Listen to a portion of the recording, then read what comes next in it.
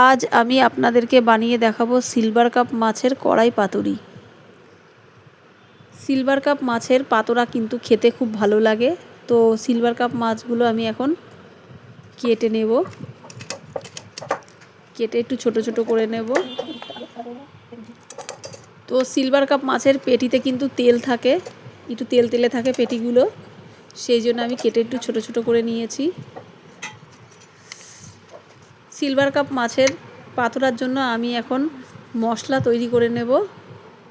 তো দিয়ে দিচ্ছি একটা বড় সাইজের পেঁয়াজ কুচি, দিয়ে দিচ্ছি শুকনো লঙ্কা, কাঁচা লঙ্কা, দিয়ে দিচ্ছি কয়েক কোষ রসুন। আমি এখন একটু জল দিয়ে এটা পেস্ট করে নেব।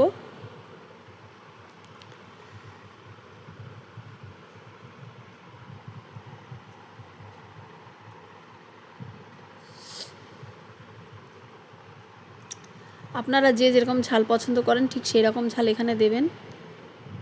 তো পেস্ট করা আমার হয়ে গেছে।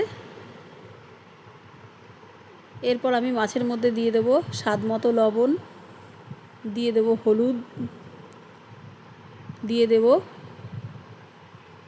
পেঁয়াজ, কাঁচা লঙ্কা, শুকনো লঙ্কা, রসুন বাটা দিয়ে দিচ্ছি, পেঁয়াজ কুচি, টমেটো কুচি, ধনেপাতা কুচি, দিয়ে দেব সর্ষের তেল।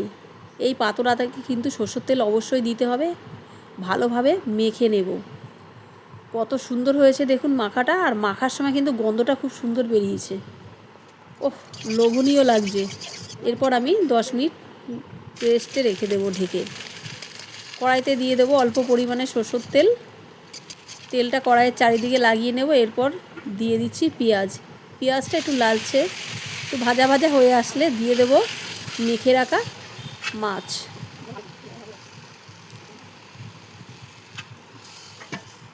একটু হালকা নেড়ে নেব।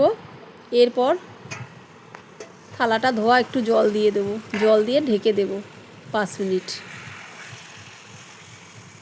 তো 5 মিনিট হয়ে গেছে। তো দেখুন মাছের গা থেকে কি সুন্দর তেল ছেড়েছে।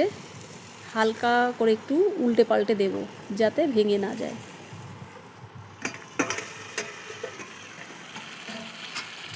তো কত লোভনীয় হয়েছে দেখুন।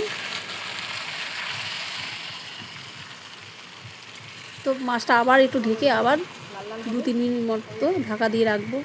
তো দেখুন কত সুন্দর হয়েছে। মাছটা আমার রান্না হয়ে গেছে, তেল ছেড়েছে মাছের থেকে।